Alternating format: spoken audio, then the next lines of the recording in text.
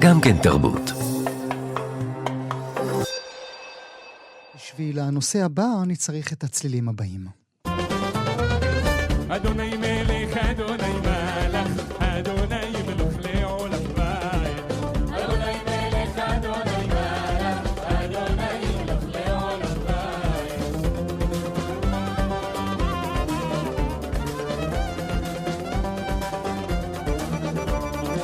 على دلعونا على دلعونا هو الشمال غير اللونة هو الشمال غير لحالي أعيد بالي أسمر اللونة أدوني ملك أدوني مالك أدوني ملك لعولم باين أدوني ملك أدوني مالك أدوني ملك لعولم باين. הצלילים הכה יפים שאתם שומעים כעת ברקע הם תפילות מהסידור היהודי שקיבלו חיים חדשים עם לחנים מתוך המוסיקה הערבית הקלאסית. תדמיינו תפילות יהודיות שמקבלות את הצלילים של פריד אל-אטרש ועבד אל-והאב. היצירה הזאת עומדת בלב הפרויקט תפילות ישראל בלחן ישמעאל של מוסד התרבות הירושלמי תחריר. היצירה תוצג מחר בבחורה בספרייה הלאומית בירושלים. יאיר כוכב, מייסד ומנהל אומנותי של תחריר, איתי כעת. יאיר, שלום.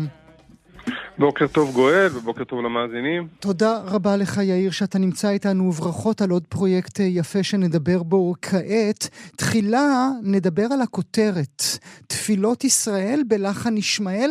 אני לא בטוח שהצליל של זה ככה יושב לי טוב על האוזן. כן, זה באמת מטמיע ומעורר הרבה שאלות, אבל אנחנו ניסעים על כנפי וכתפי ענקים. רבי ישראל נג'רה השיב ככה למי שחלק עליו, על כך שהלך צעד נוסף.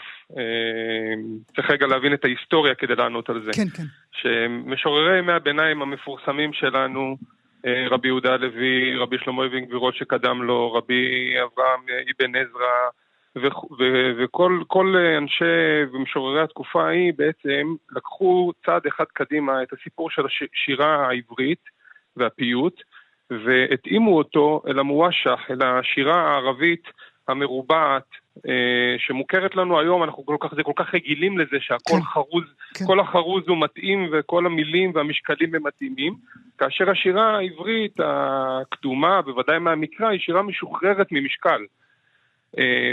וכבר אז עוררו עליהם מחלוקות. רבי ישראל נג'רה הלך בעצם צעד אחד נוסף קדימה, ולקח ממש שירים ולחנים ערביים פופולריים, שירי חשק של ממש,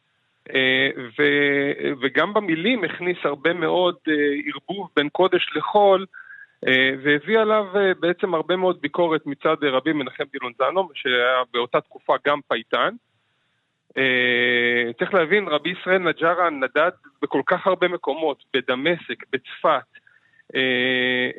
בעזה, היה רבה הראשי של עזה, וליקט הרבה מאוד מגינות, וחיבר אולי את הפיוטים הכי מפורסמים שיש לנו, וכשהוא עונה לרבי מנחם דילונזנו, הוא אומר לו בעצם, מנגנו לשיר קודשי ישראל בלחן ישמעאל, ובעצם הוא רצה להגיד את הדבר הפשוט, יש תרבות פופולרית, ואני רוצה לבוא ולגייר אותה, לרכב עליה, להכניס אותה לתוך בית הכנסת, כי אני יודע כמה היא אהובה וכמה היא תפתח את הלבבות של המתפללים. זה in a good way, נכון? לא in a bad way. In a good way לגמרי. In a good way לגמרי. למה הם היו זקוקים, אותם פייטנים, ללחנים הערביים או הפופולריים יותר, או החשקיים יותר? אני חושב שהם ראו בזה איזשהו סוג של, אם ניגש רגע שנייה לצד המיסטי של זה, לצד הרוחני של זה, הם ראו בזה איזשהו סוג של העלאת ניצוצות. ולבני הפילגשים נתן אברהם מתנות, כתוב לנו בראשית, ויש לנו מסורת שהתפשטה גם לחצרות חסידים, שאנחנו מאמינים שדברים וניצוצות שהגיעו מהשורש הזה של בני אברהם, התפשטו לכל מיני מקומות שהם לאו דווקא האומה היהודית הישראלית. והם ראו בזה איזשהו צעד שאם יש דבר שהוא יפה והוא מושך את הלב, והוא לא בהכרח רע, ואפשר לגייר אותו ולקדש אותו, הישן, אמר הרב קוק, כן? הישן יתחדש והחדש יתקדש. זה רעיונות שנמצאים אצל הרבה גדולי ישראל מכל מיני כיוונים, אי אפשר לייחס את זה דווקא לחסידים או למתנגדים, לספרדים או לאשכנזים. כן. וזה חלק מאיזושהי תופעה, גם רבנו עובדיה יוסף. זהו, בדיוק באתי לומר, שאולי האחרון שבהם הוא הרב עובדיה יוסף, כן, שהאהבה שלו ללחנים הערביים, בוודאי האהבה הענקית שהייתה לו לאום כולתום, היא חלק מאותה שרשרת שאתה מצייר. ממש ממש ככה, והרב עובדיה גם אמר על עבד אל-והאב, שאותו הזכרת בפתיח, שהוא עולם האצילות של המוזיקה. הוא משתמש בעצם בביטוי קבלי, עולם האצילות, כדי לבוא ולהאדיר את שירתו ואת לחניו של עבד אל-והאב, שידועים כלחנים מאוד מאוד מאוד, גם יש בהם מורכבות וגם הם כובשים את הלב. והרב עובדיה זצ"ל, באמת אחד מהדברים שהוא אמר, הוא גם כמובן נתקל באותן התנגדויות, או יותר נכון שאלו אותו בספרות השו"ת שלו, על התופעה הזאת ששרים שירי עגבים, כן, אנחנו אומרים שירי חשק, שירים שיש בהם הרבה מאוד כן, האהבה, אפילו האירוטית יש לומר, לתוך בית הכנסת, לתוך לחני התפילה, זה ממש כבש את בית הכנסת בדור האחרון, והוא אומר, הוא מצטט בעצם מהפסוק על נהרות בבל, מהפרק על נהרות בבל בתהילים, הוא אומר, על ערבים בתוכה תלינו כינורותינו, זה הסימן של הרב עובדיה לכך שאפשר לתלות את מעשה הכינור, את מעשה השיר, על שירות הערבים, שאותם כל כך אהב. אתה יודע, יש, נמכרה, אני חושב, במחירה פומבית, רשימה מדהימה, רשימה של למדן, רואים שלמדן כתב אותה. הוא ככה לוקח מהזיכרון את כל השירים של כל גדולי הזמר הערבים, וכותב אותם לפי מקאמים, לפי א' ב', לפי המחברים, והוא ממש, כאילו, ממש אהב את זה, וחשב שזה פשוט יכול להועיל לרגש בתפילה. אבל אולי צריך לשאול, האם התפיסה שלך את הדבר הזה, את כל מה שדיברנו עד עכשיו יאיר, היא רק תפיסה שירית, היא רק תפיסה אומנותית, או שהיא גם תפיסה פוליטית? האם כשאתם בתחריר, אנחנו עכשיו דיברנו על הרב עובדיה יוסף ועל רבנים אחרים שביקשו לעשות את המלנג' הזה, האם כשאתה עומד על הבמה, כשמימינך נגנים יהודים ומשמאלך נגנים ערבים, וכולכם יחד שרים אדוני מלך, אדוני מלך, אדוני ימלוך לעולם ועד, האם זה גם מעשה פוליטי? אני לא נרתע להציג אותו כמעשה פוליטי, מכיוון שאנחנו יודעים שכל דבר הוא פוליטי. חשוב לי לתת את הקונטקסט. ההקלטה הזאת ששמענו בכניסה היא בעצם הוקלטה לפני 7 באוקטובר. לא, נדבר על זה בעוד רגע, אבל אמור על זה. או שאתה מבקש מהצופות והצופים, תבינו אתם מה שאתם רוצים. אני מבקש מהם להבין את מה שהם רוצים. אני רוצה פשוט לומר שאנחנו שנים בג'מעה הזאת של תחריר, בהרכב הספציפי הזה שכולל בתוכו נגנים יהודים וערבים, מזרח ומערב העיר, וסולנית דרוזית מבית ג'אן, ואנחנו מנסים בעצם אולי להיפגש בשם בני אברהם, אפשר לקרוא לזה ככה. אני מתחזק מהרבה מאוד מפגשים שלי עם חברים מוסלמים, כשמדברים בנושאי דת, אני מרגיש שהאמונה היהודית שלי מתחזקת, אמונת הייחוד שלי מתחזקת, ופרקטיקות מסוימות קדומות שקשורות באסלאם, למשל, הפרקטיקה הסופית, היא מחזקת אותי בתוך המעשה האמוני הדתי שלי ביום יום. באף אחד מהדברים, אמרת בתחילת הדברים חדש, הייתי רוצה לומר חדש מלא ישן.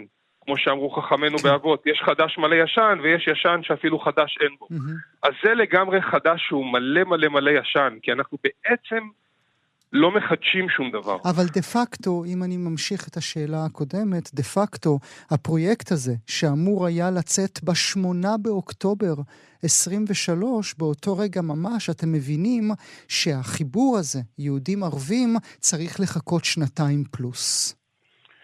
אנחנו מבינים שאי אפשר לשמוע את זה. ואתה יודע מה, גואל? ואני אומר לך את זה בדמה, אני הבנתי שאני לא יכול לשמוע בכלל מוזיקה. ואם לוקחים את הפסוק שהרב עובדיה כותב בשו"ת שלו על ערבים בתוכה תלינו כינורותינו, הדימוי שלי למה זה תלינו כינורותינו, כי זה פרק של חורבן על נהרות בבל, שם ישבנו גם בכינו וזוכרנו את ציון, וחווינו כאן חורבן, אין מי שחולק על זה. ועל ערבים בתוכה תלינו כינורותינו, זה כמו להבדיל הכדורגלן שאומרים שתולה את הנעליים שלו. כן, תלינו את הכינור שלנו על הערב, על הענף, כי אנחנו לא יכולים להשתמש בו, לא יכולנו לנגן בו את התקופה. האבל היה כל כך גדול, ובוודאי שמו של הפרויקט הזה, תפילות ישראל בלחן ישמעאל, גם היום הוא כן, יש בו משהו, נקרא לזה, קונטרוברסלי, וגם אז, בוודאי, לאור, אתה יודע, אי אפשר היה להחליש, להשתיק את זה שיש פה גם התנגשות בין הוויות דתיות. אנחנו יודעים ליישב את זה, אנחנו יודעים לומר כל מיני דברים לאחר מעשה, אבל בעת מעשה זאת לא הייתה העת. והכינור שלנו דמם. כן, כן, והעיניים של כולנו דמעו. טוב, כל זה קורה מחר, מאזינות ומאזינים, פרויקט יפה וחדש של תחריר. מתי תוציאו את זה כאלבום? אני כבר דור ישן, אבל מתי תוציאו את זה כאלבום?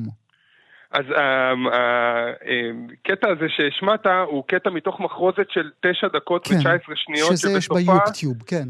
כן, לא החלשנו אפילו את האמירה של דימה, הסולנית היקרה שלידי, דימה קבלן, היא אומרת כזה, משחררת הנחת יס סלם, כזה של השמחה של סוף ההקלטה, גם את זה שמנו, כן. כדי שיהיה לנו את הכיוון הכללי, ראיתי בזה איזשהו סוג של תפילה משותפת, אני מתפלל פה ביחד איתך, שזה גם יצא עוד קטעים מהמופע כאלבום, ומתוך הדמה הזה תצא שמחה גדולה, כי המופע הוא מופע מאוד שמח, כן. הוא מאוד קצבי, הוא אפילו מרקיד, יש לומר, ואנחנו גאים ונרגשים ושמחים כל כך להיות על הבמה הנפלאה הזאת של הספרייה הלאומית באירועי שער שבוע השפה הערבית בספרייה הלאומית, והשראה גדולה מהרמב"ם שאמר שיש נוהגים לומר שהרמב"ם אומר שהעברית והערבית הן שפות אחיות, נכון. למיטב הבנתי הוא אמר שהן שפה אחת.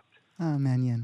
טוב, זה הזדמנות אחרת. תפילות ישראל בלחן ישמעאל, פרויקט חדש של מוסד התרבות הירושלמי תחריר, מחר בבחורה בספרייה הלאומית בירושלים. יאיר כוכב, לעונג, תודה שהיית איתי הבוקר. תודה רבה גואל.